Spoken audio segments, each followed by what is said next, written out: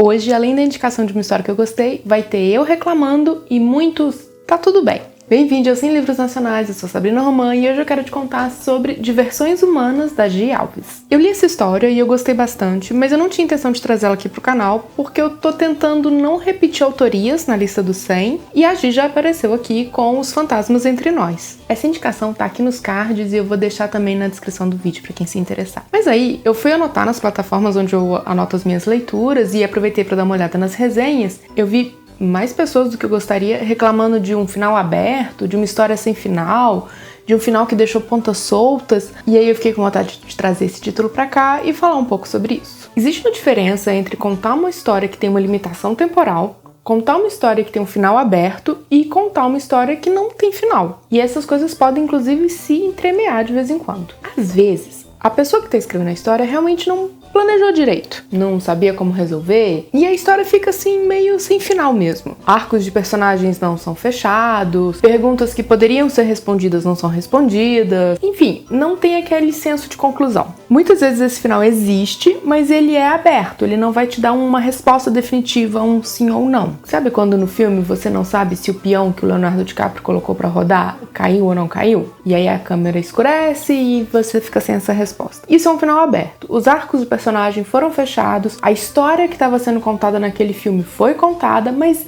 essa última resposta, esse último sim ou não, a gente não tem. Na verdade, esse sim ou não fica pra gente responder. E tá tudo bem. Normalmente isso é proposital e imaginar o que acontece depois que a gente fecha o livro faz parte da experiência de ser uma pessoa leitora. E sim, pode acontecer da pessoa estar tentando deixar um final aberto e no final acabar com uma história sem final. Acontece. Agora, por fim, a gente tem histórias que têm limitações temporais muito específicas. E aí eu tenho visto muito esse tipo de história ser confundido com histórias sem final. Normalmente isso vai acontecer com histórias mais curtas, tipo contos, ou histórias do tipo Slice of Life. Eu não tenho certeza de como é a tradução técnica desse termo, que em inglês quer dizer uma fatia da vida. É aquele tipo de história que mostra um dia na vida de um personagem, ou uma tarefa muito específica que o personagem tem que fazer.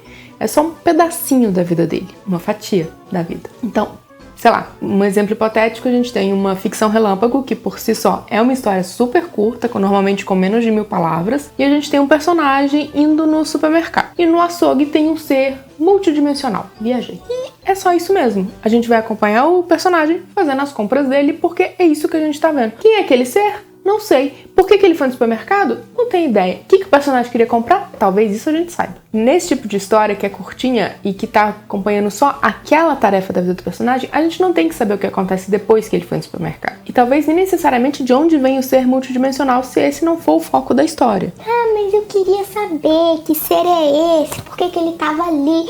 Inventa bem. Imagina, faz uma fanfic. Não era esse o ponto da história. Sério, faz uma fanfic. Eu já vi várias histórias que foram inspiradas em outras histórias, com pessoas imaginando como seria se ou o que aconteceu depois. É divertido de fazer e é divertido de ler. E assim, tá tudo bem você não gostar desse tipo de história com limitação temporal mais específica, tá? É uma questão de gosto, talvez de repertório, mas tá tudo bem. Agora, só porque você gosta de histórias com 13 volumes, acompanhando toda a saga de uma família ao longo de 4 gerações, não quer dizer que uma história com uma limitação temporal curtinha, que, sei lá, acompanhou só um dia na vida do personagem, seja errada, seja faltando informação. Só não era o que você esperava e tá tudo bem. O que não tá tudo bem é ter as mesmas expectativas para uma saga de 13 volumes e uma história com menos de 100 páginas. Agora, dito tudo isso, Diversões Humanas é uma história de pouco mais de 100 páginas na contagem da Amazon, ou seja, curtinha, que parece que vai ser um romance sáfico fofinho, mas que na verdade acaba sendo um terror bem visceral que faz a gente sentir o que os personagens estão passando. E que tem palhaços, eu odeio palhaços.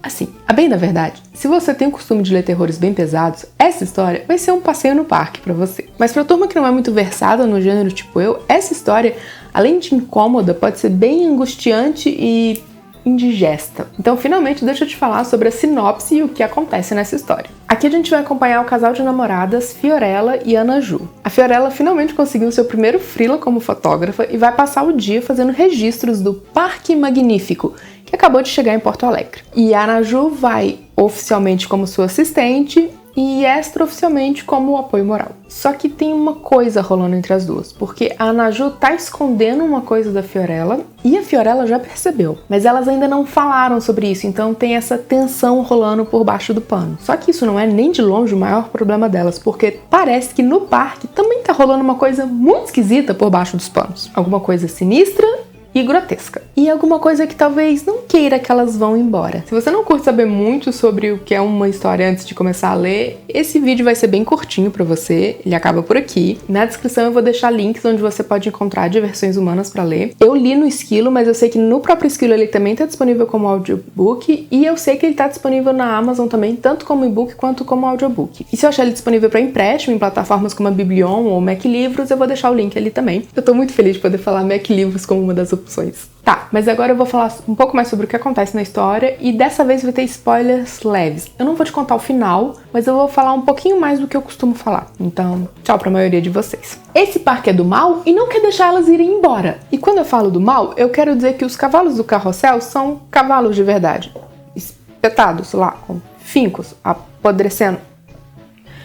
Ossos e sangue são parte da estrutura dos brinquedos e tudo é vigiado por um palhaço demoníaco fantasmagórico. Bizarro define, mas bizarro de um jeito bom, se você curte histórias com boas pitadas de terror. E realmente não tem muitos comos e porquês. A gente aqui não vai ver a história do Parque Magnífico e como ele ficou essa coisa bizarra, ou se ele sempre foi assim. Aqui a gente vai ter uma narração em terceira pessoa, com os capítulos alternando o foco entre as duas protagonistas, e é uma narração que está muito próxima dos sentimentos e das percepções das meninas. A gente vai sentindo junto com elas que tem alguma coisa estranha acontecendo, que tem alguma coisa errada no ambiente, tendo pequenos vislumbres por baixo da ilusão do parque. E essa sensação de angústia, no início, vai se confundindo com aquela tensão que já existia entre elas. Mas eu gosto muito como no começo nem elas, nem a gente entende se essa angústia é pela tensão que existia entre elas ou por alguma coisa externa, e como conforme a história vai passando, o foco vai indo para não, tem alguma coisa errada acontecendo aqui, não é só essa tensão entre a gente. O que acontece é que essa tensão anterior, ela não deixa de existir, ela acaba virando só parte da tridimensionalidade das personagens, uma informação que faz essas meninas serem